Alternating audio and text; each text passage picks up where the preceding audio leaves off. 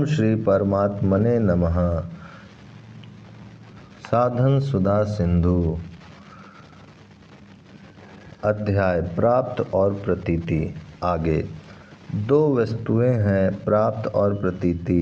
इन दोनों में फर्क है। प्राप्त परमात्मा और प्रतीति संसार है।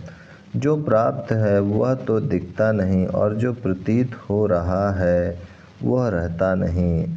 मैं हूँ यह जो अपनी सत्ता है, अपना होनापन है, यह प्राप्त है। कारण कि जागृत, स्वप्न, सुषुप्ति, समाधि और मूर्छा, इन अवस्थाओं में अपने सत्ता का कभी भी अभाव नहीं होता, परंतु यह सत्ता दिखती नहीं।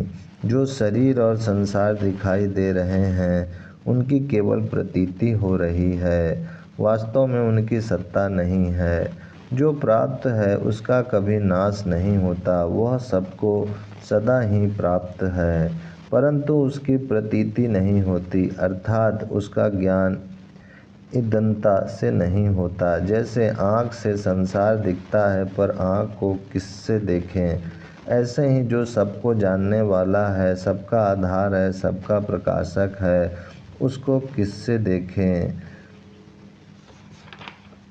परंतु जैसे जिससे यह संसार दिखाई देता है वही आँख है, ऐसे ही जिसकी सत्ता से संसार प्रतीत हो रहा है, जिसके आधार पर संसार टिका हुआ है, जिसके प्रकाश से संसार प्रकाशित हो रहा है, वही प्राप्त परमात्म तत्व है। जो प्रतीत होता है वह संसार कभी एक रस रहता ही नहीं, वह प्रति क्षण बदल रहा है। यह कोई अपरिचित बात नहीं है, सीधी सादी सबके प्रत्यक्ष अनुभव की बात है।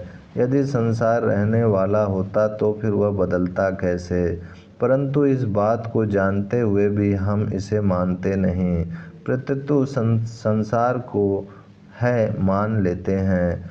जिस है से ये संसार प्रकाशित हो रहा है, जिस है के आधार पर यह दिख रहा है, उसको प्राप्त करने में बड़ी कठिनता मान ली है। बड़े आश्चर्य की बात है कि जो नित्य प्राप्त है उसको अप्राप्त मान लिया, और जो प्रति क्षण बदल रहा है उसको प्राप्त मान लिया। जासु सत्यता ते जड़ माया, भास सत्य इव मोह सहाया। परमात्मा की सत्ता से ही यह जड़ माया संसार मूर्ता के कारण सत्य की तरह दिखती है। मूर्ता के कारण यह सत्य भले ही दिखे पर वास्तव में सत्य है नहीं।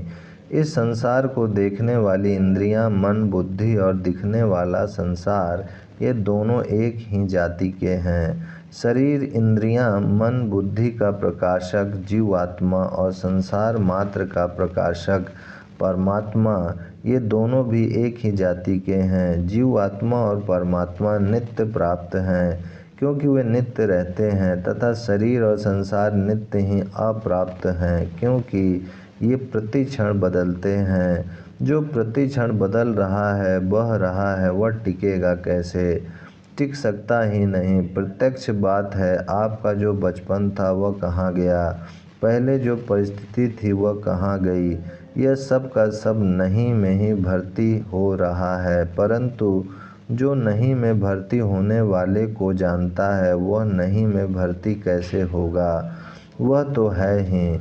यदि वह नहीं हो तो फिर नहीं को जानेगा कौन? जो नहीं को जानने वाला है उसकी प्राप्ति के लिए क्या करें? कुछ नहीं करें। कुछ नहीं करने का अर्थ आलस, अकर्मण्यता, प्रमाद नहीं है। कुछ नहीं करने का अर्थ है जो है उसमें स्थित हो जाएं। गीता ने कहा है, आत्मसंस्थम मनः कृत्वा न किंचिदपि चिंतयेत। तात्पर्य है कि जो आत्मा सर्वत्र गया हुआ है, अतीत सर्वत्र गच्छति इति आत्मा, अर्थात जो सर्वत्र परिपूर्ण है, उसमें स्थित होकर के कुछ भी चिंतन ना करे। कारण कि परमात्मा का चिंतन करोगे तो अपनी स्थिति से नीचे आ जाओगे। परमात्मा को अपने से अलग मानने पर ही चिंतन होगा, क्योंकि चिंतन में जिसका चिंतन किया जाए वह और चिंतन करने वाला दोनों अलग अलग होते हैं। और इसलिए है में स्थित होकर चुप हो जाएं। यह युक्ति बहुत बढ़िया है। चुप होने से है में अपनी स्वतः सिद्धि स्थिति का अनुभव हो जाएगा। इस स्वतः सिद्ध स्थिति को गीता ने स्वस्था पद से कहा है। वास्तव में सभी मनुष्य स्व में ही स्थित रहते हैं, पर भूल से अपनी स्थिति पर शरीर में मान लेते हैं। गीता ने कहा है, पुरुषा सुख दुखानां भोक्तृत्वे हेतुरुच्यते, अर्थात पुरुष सुख दुखों के भोक्तापन में हेतु बनता है। कौन सा पुरुष सुख दुखों का भोक्ता बनता है? अर्थात प्रकृतिस्थ पुरुष ही प्रकृतिजन गुणों का सुख दुखों का भोक्ता बनता है। वह सुख दुख में सब सम कब होता है? स्व में स्थित होने पर। स्व में स्थित होने पर भी क्या कोई मेहनत करनी पड़ती है? स्व में स्थित तो है ही, इसलिए कोई भी चिंतन ना करे। इस अवस्था में जितना ठहर सको उतना ठहर जाओ। कोई स्फुरना पैदा हो तो उसको सत्ता ना दो, वह अपने आप नष्ट हो जाएगी। पैदा होने वाली चीज़ नष्ट होने वाली होती है। पैदा होने के बाद खास काम नष्ट होना ही है। अतः नष्ट होने वाली चीज़ का क्या ख्याल करें? आ गई तो आ गई, चली गई तो चली गई। लहर उठ गई फिर शांत हो गई, इसमें राजी और नाराज क्या हों? आई हुई चीज़ जाती हुई दिख जाए तो क्या अपराध हो गया? उसको अच्छी और मंदी समझना ही फंसना है। वह आई है तो उसको जाने दो, उसकी उपेक्षा करो, उससे उदासीन रहो। लोग मन को रोकने के लिए बहुत मेहनत करते हैं, पर मन रुकता नहीं। मन को रोकना नहीं है, मन को ना तो रोकना है और ना चलाना है। मन जैसा है वैसा ही छोड़ दो, उसकी उपेक्षा कर दो, उदासीन हो जाओ। फिर संकल्प विकल्प आप से आप मिट जाएंगे। वे तो आप से आप ही मिट रहे हैं। जानबूझकर उनको मिटाने की आफत क्यों मोल लेते हो? उनको मिटाने की चेष्टा करना ही उनको सत्ता देना है। भगवान ने अपनी तरफ से कहीं ऐसा नहीं कहा कि मन को वश में करने के लिए अभ्यास करना चाहिए। प्रत्युत पदों से उपराम होने के लिए कहा है। मन को पकड़ने के विषय में अर्जुन के पूछने पर ही भगवान ने उनको बताया कि अभ्यास और वैराग से यह मन पकड़ा जाता है। अर्जुन ने 2 श्लोक में प्रश्न किया और भगवान ने 2 श्लोक में ही उत्तर दे दिया। इतना थोड़ा भगवान किसी प्रश्न के उत्तर में बोले ही नहीं।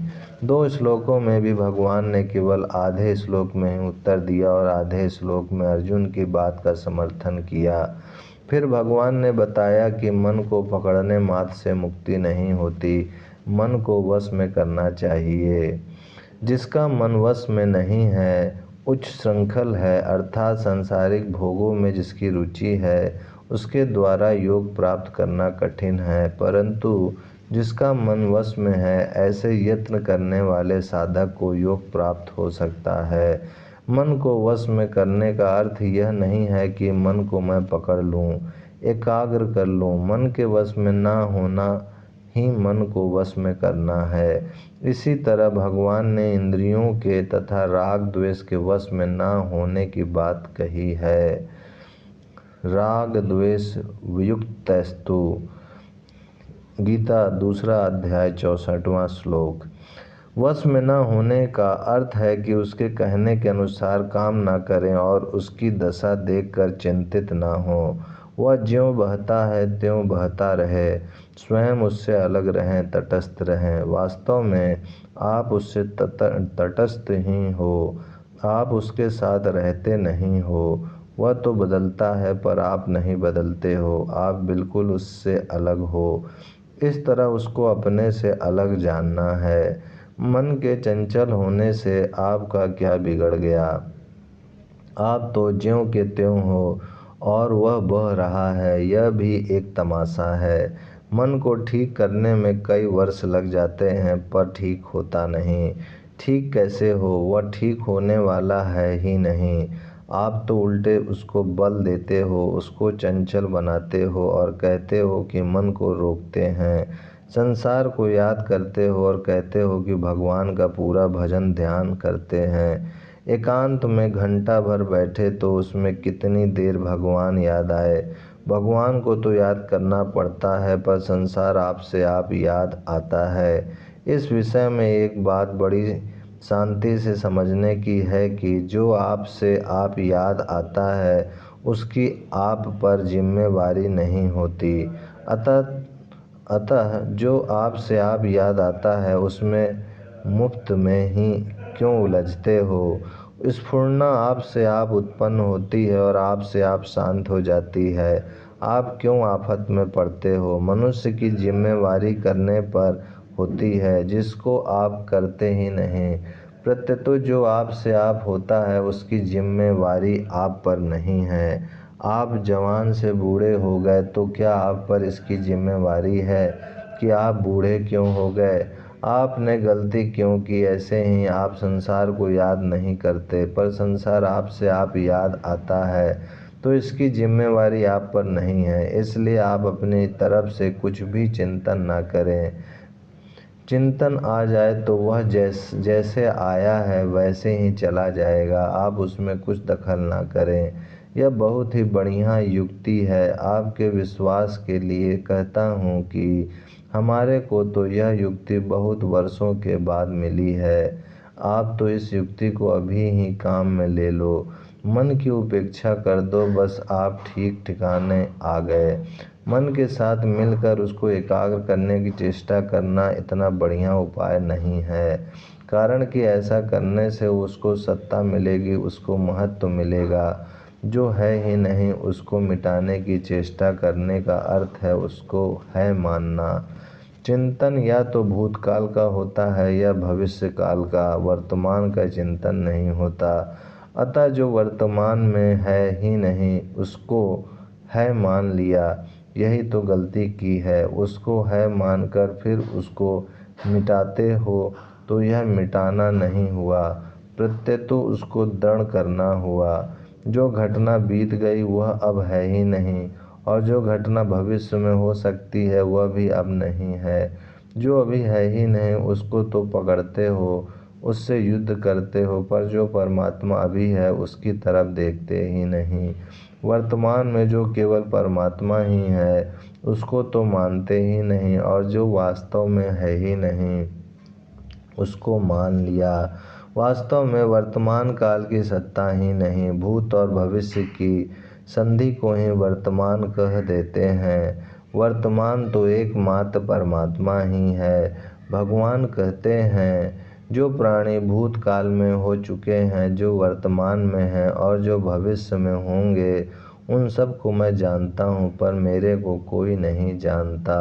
गीता 7वां अध्याय 26वां श्लोक। यहाँ अहम वेद पदों में केवल वर्तमान काल का प्रयोग करने का तात्पर्य है कि परमात्मा के लिए सब कुछ वर्तमान ही है। अतः वर्तमान में सत्ता रूप से एक परमात्मा ही है। अब उसका चिंतन क्या करें, उसमें ही पूरे डूबे रहें। वह हमारा है, हम उसके हैं, वो हमारे में है। अब उसकी प्राप्ति में कठिनता किस बात की। उसकी प्राप्ति के समान सुगम काम कोई है ही नहीं। पर सुगम भी तब कहा जाए जब कुछ करना पड़े। जब कुछ करना ही न पड़े तब उसको सुगम भी कैसे कहें। उसको कठिन माना है, इसलिए कठिनता का भाव दूर करने के लिए कहते हैं कि यह तो बड़ा सुगम है। परमात्मा है और सदा ही प्राप्त है, इस पर दृढ़ रहना है। चाहे कितनी ही उथल पुथल हो जाए वह सदा ज्यों का त्यों रहता है। संसार तो निरंतर बहता है, पर वह परमात्मा है रूप से वही रहता है। ओम शांति शांति शांति।